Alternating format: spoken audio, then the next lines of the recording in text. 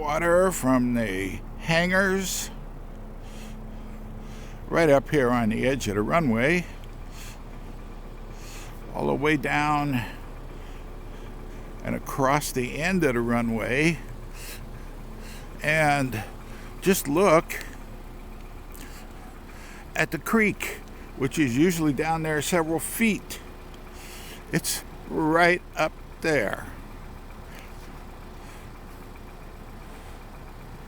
And Brother Chuck tells me the water is actually down about 1.5 feet from what it was.